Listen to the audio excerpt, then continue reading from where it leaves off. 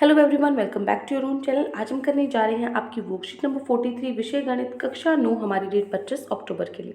तो चलिए शुरू करते हैं। आज की वर्कशीट में हमारा जो पार्ट 1 है संख्या पद्धति, उसके कुछ आधारित क्वेश्चन है वो हम करेंगे। ठीक है, तो पहले जो 4 प्रश्न है वो आपके हैं विकल्प वाले, जिसमें से आपको 4 विकल्प में से एक सही छांटना है।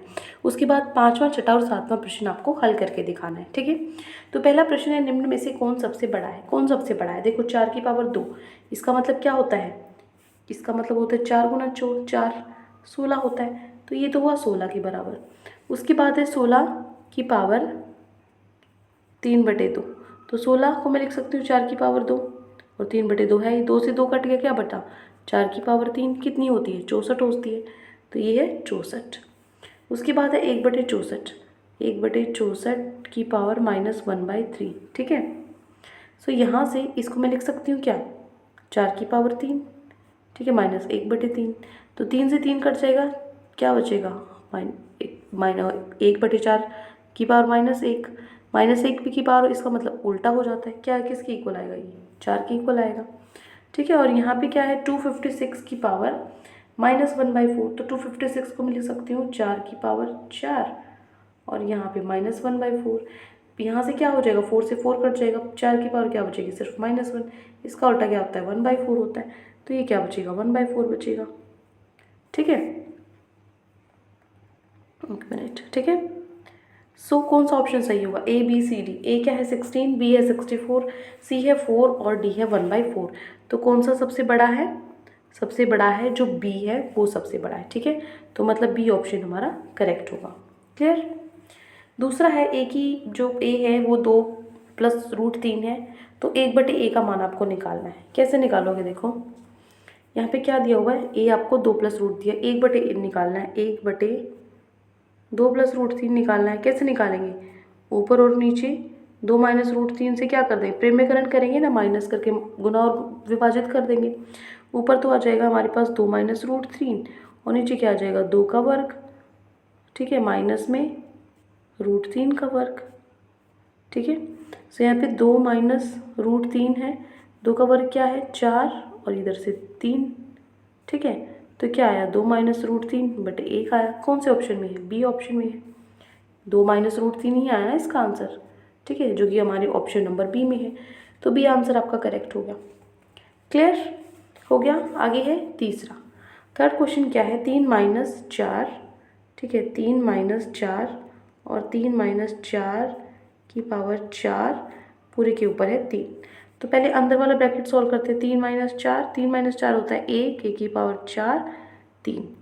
ठीक है, अब क्या होगा? 3 - 4, -1 की पावर 4 है, तो क्या होगा? 1 ही आएगा, तो इसको ऐसे ही छोड़ दूँ। 3 यहाँ पे क्या आ गया? -1 की पावर 3, जो कि क्या होती है? -1 होती है। तो कौन सा ऑप्शन सही होगा? जो बी ऑप्शन है वो ही सही होगा।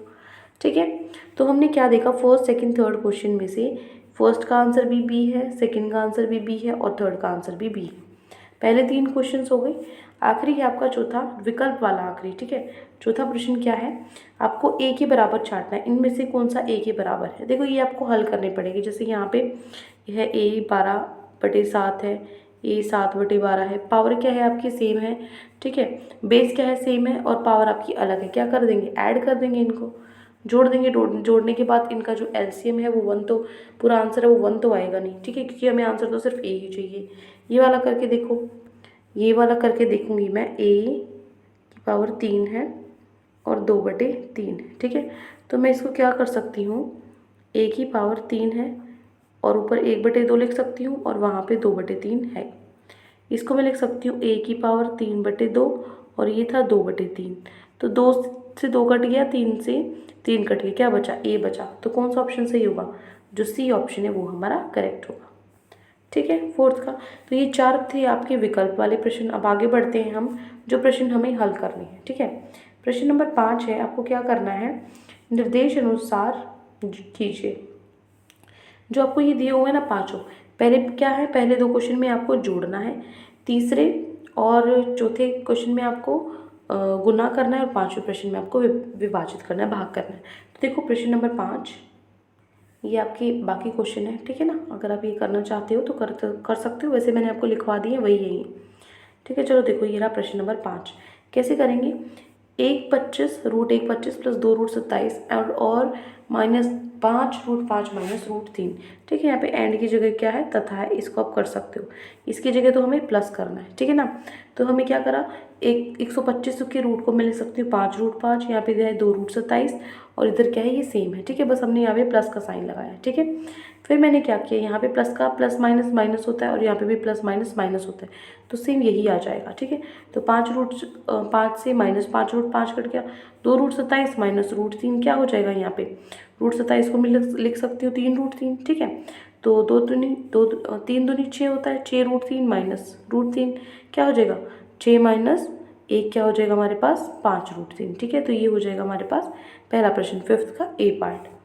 आगे बढ़ते हैं फिफ्थ के बी पार्ट पे, ठीक है। बी और सी पार्ट पे, बी और सी पार्ट क्या है, -7 माइनस √11 प्लस √5 माइनस √11 प्लस √13, ठीक है। सो यहाँ से -√11 और -√11 कितना होता है, -2√11, ठीक है। बाकी तो कुछ भी नहीं ऐड होगा, क्योंकि रूट के अंदर क्या होना चाहिए, सेम होना चाहिए, ठीक है। तो जो कि है नहीं, तो हमें इसको यहीं छोड़ना पड़ेगा, कुछ नहीं जोड़ सकते और घटा सकते, ठीक है। तो ये हो गया आपका बी पार्ट। सी पार्ट है, क्या है, हमें गुना करना था, किसको, 2√2 को हमें गुना करना था 5√2 से। तो चलिए करते हैं, 2×5 = 10 होता है, √2 और √2 क्या होता है, ठीक है। स्क्वायर से ये कट जाएगा, 2 ही आता है। तो 2×10 कितना होता है, 20 होता है। तो ये हो गया हमारा सी पार्ट, ठीक है, बी और सी पार्ट।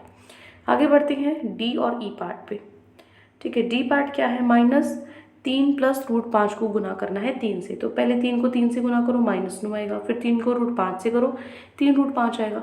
अब यहाँ पे √5 है, यहाँ पे तो नहीं है, तो ये आपस में क्या हो सकते हैं, ये आपस में ना जुड़ेंगे ना घटेंगे, तो आंसर यही आ जाएगा, -9 प्लस 3√5, ठीक है।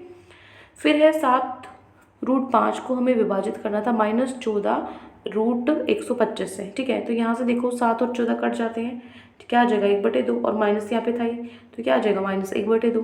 फिर है √5 और √125, √125 को लिख सकती हूँ 5√5, तो 5 से √5 कट के क्या बचता है, 5, 5 दूनी क्या होता है, 10 होता है। तो क्या आंसर आ जाएगा, -1/10, ठीक है। ये हो गया ई पार्ट। तो ये हमारा हो गया प्रश्न नंबर 5 कंप्लीट। आगे बढ़ते हैं हमारे प्रश्न नंबर 6 पर। प्रश्न नंबर 6 क्या है, सरल कीजिए। आपको ये 4 पार्ट दिए हैं, बस इनको आपको हल करना है जैसे जैसे दिया हुआ है, ठीक है। सिंपल से हल करेंगे। तो देखो प्रश्न नंबर 6, एक मिनट, प्रश्न नंबर 6 क्या होगा, क्या दिया हुआ है आपको, 2√2 प्लस 3√3 और 2√2 माइनस 3√3। क्या करेंगे, यहाँ पे देखो a प्लस बी और a माइनस बी आइडेंटिटी है। a plus B a minus B क्या होता है, a² minus B square, a का वर्ग माइनस b का स्क्वायर। a क्या है, 2√2 का वर्ग, और b क्या है, 3√3, तो इसका वर्ग हो जाएगा। इसको मैं कैसे लिख सकती हूँ, 2 और √2 और √2, ठीक है। 2 दूनी 4 और √2 2 होता है, तो 4 दूनी 8 होता है, ठीक है। इसी तरीके से 3√3 को करेंगे, 3 का स्क्वायर 9 होता है और √3 का स्क्वायर 3 ही होता है, 9 3 कितना होता है, 27 होता है। तो 8 - 27 - 19, ये हो गया आपका पहला पार्ट सिंप्लीफाई, ठीक है, सरल करना था, हो गया ए पार्ट। आगे है बी पार्ट। बी पार्ट में क्या है, 2√2 माइनस 3√2 का वर्ग है।